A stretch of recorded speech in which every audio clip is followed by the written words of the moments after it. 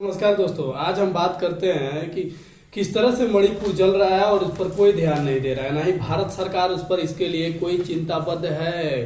किसी को कोई चिंता नहीं है। मणिपुर जल रहा है तो जलने दीजिए, और मर रहे हैं लोग तो मरने दीजिए। और मोदी जो अमेरिका का हो रहा है कि अमेरिका में मोदी मैं हो गया, अमेरिका में जो बाइडेन मोदी से मिलने के लिए बेचैन है, बेताब है, ये है वो है। और जिस तरह से मोदी करने का जो नैरेटिव बनाया गया है, और एक तरह से देखा जाए जब नरेंद्र मोदी ने अमेरिका पहुंचा तो वहां एयरपोर्ट पर लेने के लिए कोई अमेरिका का बड़ा अधिकारी नहीं आया। वहां भारत के लोग, वहां भारत के जो अधिकारी हैं वो वहां पर वेलकम करने के लिए पहुंचे, लेकिन अमेरिका के कोई भी बड़ा मंत्री या कोई सांसद या कोई बड़ा अधिकारी लेने के लिए, उनका वेलकम करने के लिए नहीं पहुंचा। जिस तरह से भारत में माहौल बनाया जा रहा है, ग्लोबल लीडर तैयार किया जा रहा है, और चीन के सामने जो है प्रधानमंत्री मोदी अमेरिका में भी नहीं बोल पाए, एकदम खामोश रह गए। तो हम बात करते हैं पहले कि किस तरह से मणिपुर के जो विधायक हैं वो प्रधानमंत्री मोदी से मिलने के लिए दिल्ली पहुंचे, और दिल्ली पहुंचने के बाद उन्हें अपॉइंटमेंट नहीं दिया गया, उनसे मिला नहीं गया।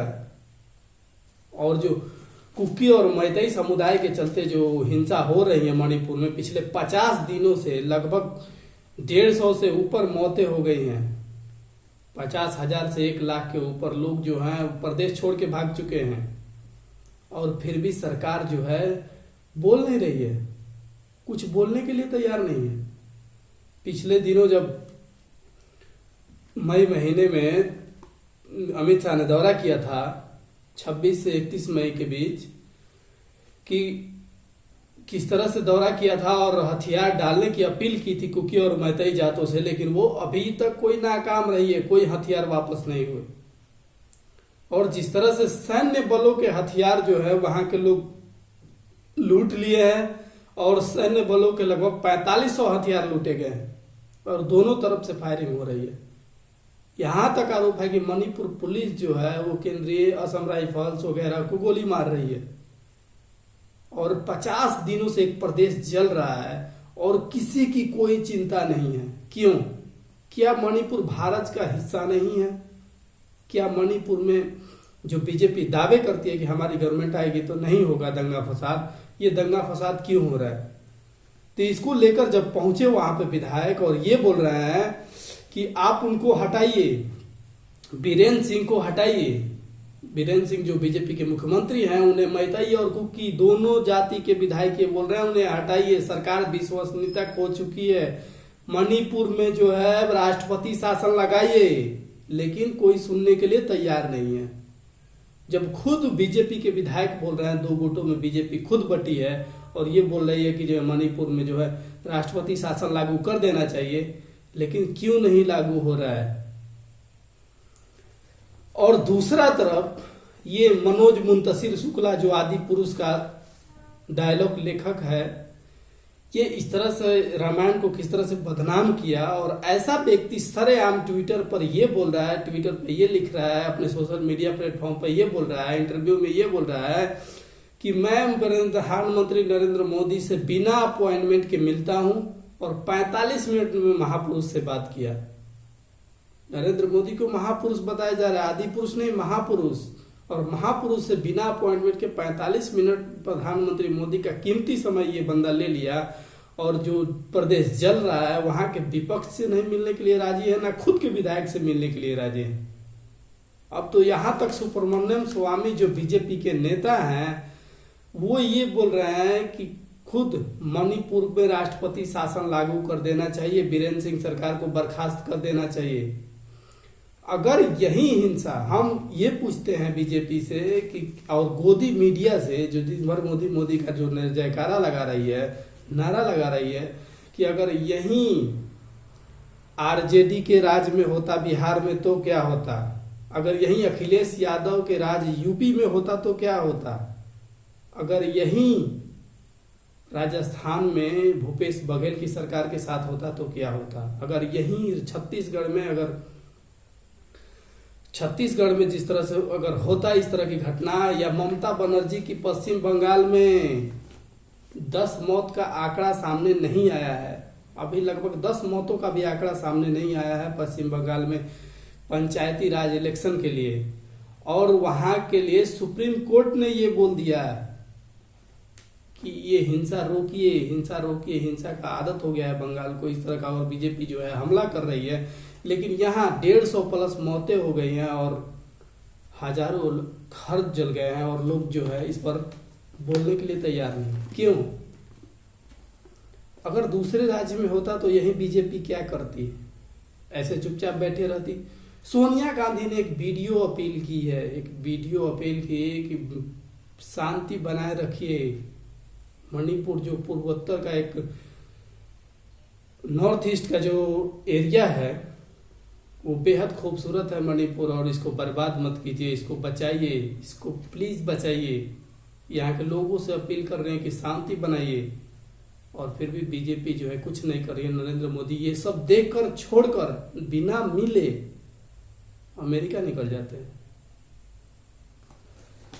तो दोनों कुकी और मैतई दोनों जाति के जो लोग चाहते हैं बीरेंद्र सरकार को बर्खास्त कीजिए और वहां राष्ट्रपति शासन लागू कीजिए। पिछले दिनों एक वीडियो वायरल हो रहा था, मैंने अपने YouTube और Facebook पेज पर ये डाला हुआ था कि किस तरह से नरेंद्र मोदी की जो मन की बात है उसको सुनने के लिए रेडियो को सड़कों पर फेंक रहे थे और फोड़ रहे थे, कूच रहे थे, जिस पर एक डॉक्यूमेंट्री भी बन गई थी। मनोज मुंतशिर शुक्ला ने इस पर लिखे भी हैं, ऐसा महान व्यक्ति ने इसके बारे में लिखा है। और मनोज मुंतशिर शुक्ला जो लिखा है इसके बारे में, और रेडियो का जो डॉक्यूमेंट्री बनाया गया, एक इतिहास बनाया गया। लेकिन जो मोदी पर डॉक्यूमेंट्री बनी थी 2002 के गुजरात दंगों में, उसको स्क्रीनिंग के लिए रोक लगा दिया गया। यूट्यूब और सोशल मीडिया या इंटरनेट के किसी भी वेबसाइट पर भारत में अवेलेबल नहीं है, सरकार ने इसे हटवा दिया। दूसरा यह है कि अपील, अगर हम अपील की बात करें तो आरएसएस अपील कर रही है, नरेंद्र मोदी अपील नहीं कर रहे हैं, आरएसएस अपील कर रही है कि शांति बनाए रखिए। क्या अब अपील करने का काम जो है नरेंद्र मोदी नहीं करते, आरएसएस करती है? क्या बीजेपी गवर्नमेंट को आरएसएस कंट्रोल कर रही है? आरएसएस जो कहेगी वो नरेंद्र मोदी करेंगे? ये किस तरह का नरेंद्र मोदी है, या भारत के प्रधानमंत्री हैं, या प्रचार मंत्री हैं, या इनको कंट्रोल किया जा रहा है? कि जिस तरह से बोला जा रहा है, आरएसएस अपील कर रही है शांति के लिए। आपको बता दें, पिछले दिनों जेपी नड्डा, असम के सीएम हेमंत बिस्व शर्मा और ये बीजेपी का जो प्रवक्ता है पात्रा, संबित पात्रा, ये जो है रैली कर चुके हैं असम, त्रिपुरा, मेघालय, मिजोरम, लेकिन बगल में ही मणिपुर नहीं जा पा रहे हैं। क्यों? इनको मणिपुर जाना चाहिए, मणिपुर से अपील करना चाहिए।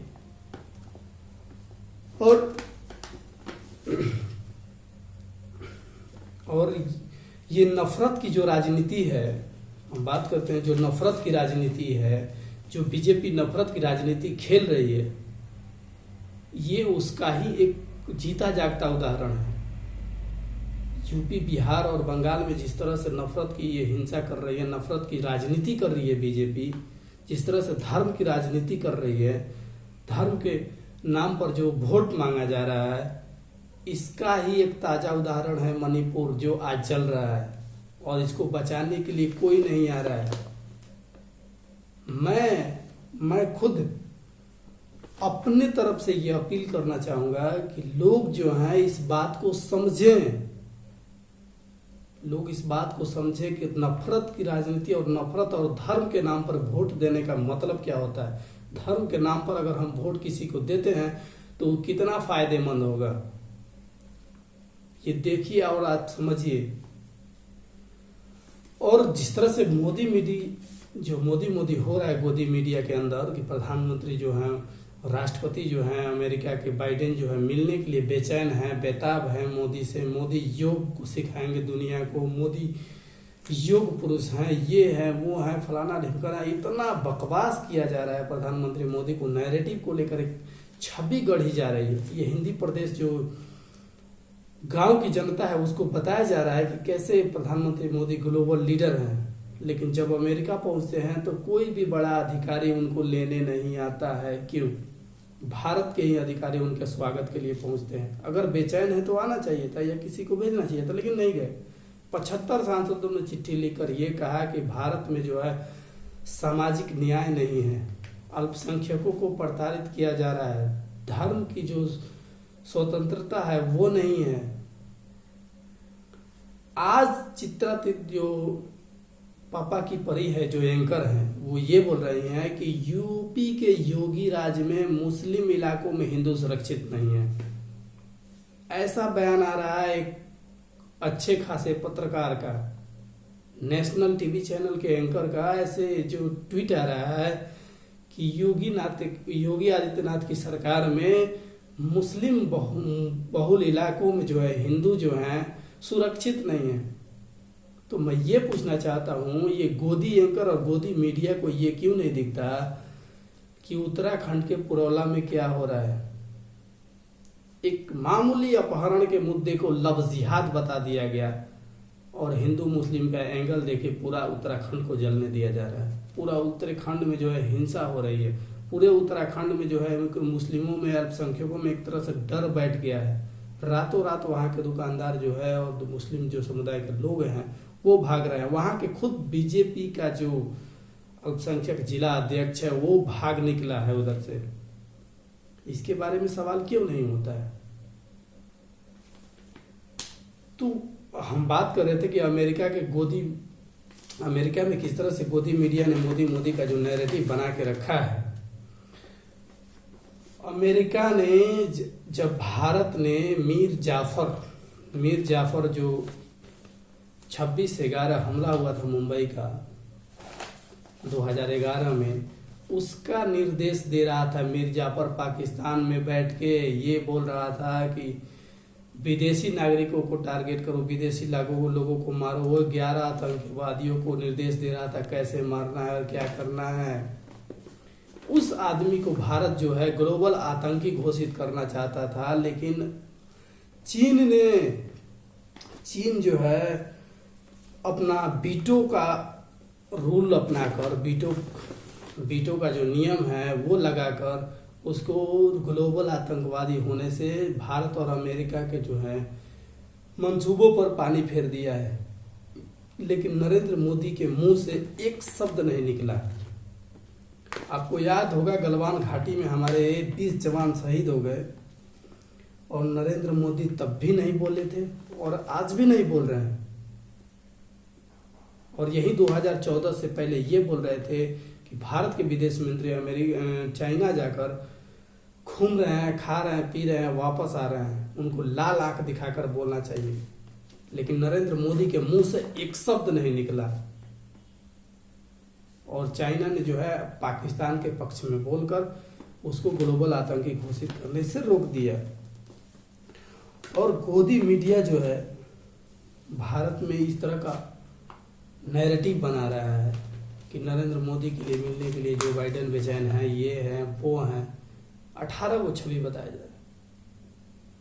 अमेरिका जो है मोदी मय हुआ, अमेरिका के बॉस हैं मोदी, बाइडेन के साथ भी मोदी बॉस हैं। तो ये हैं, ये क्या है?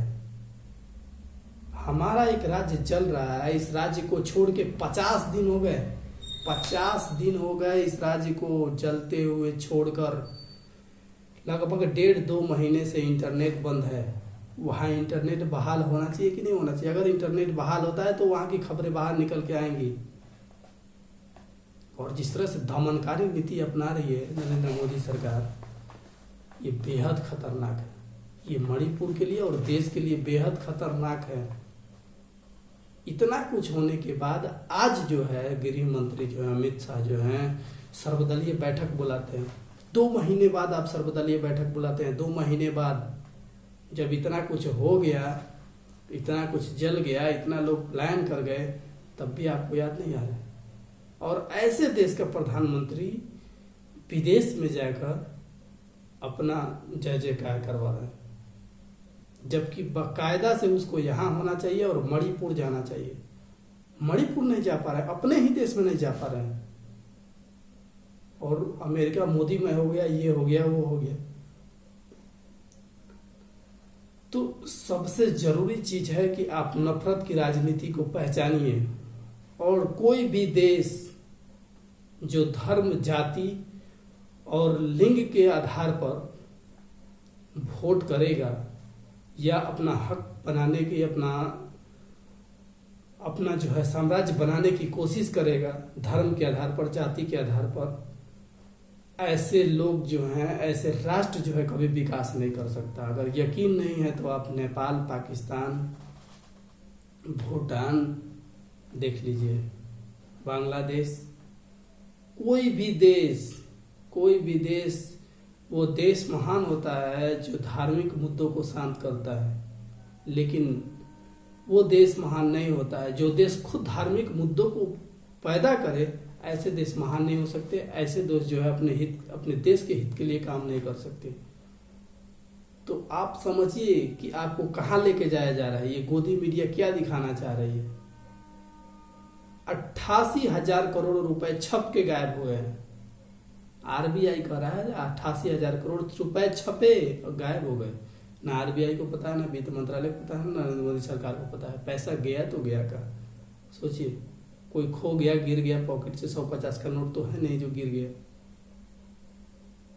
तो आप समझिए कि देश में हो क्या रहा है। और जब तक आप नहीं समझेंगे, जब तक आप 500 रुपए के वोट और एक बोतल दारू के लिए, एक बोतल शराब के लिए वोट करेंगे, तो आप किसी नेता से बात नहीं कर सकते, ना उससे उम्मीद रख सकते हैं। वीडियो लंबी होती जा रही है। आप हमारे चैनल साहेब आलम 728 को सब्सक्राइब कीजिए, शेयर कीजिए, फॉलो कीजिए, लाइक कीजिए अगर फेसबुक पेज पे देख रहे हैं तो, और हमारा सपोर्ट कीजिए। और जो गोदी मीडिया नहीं बताता है, हम उसके बारे में बात करेंगे। जय हिंद, जय भारत।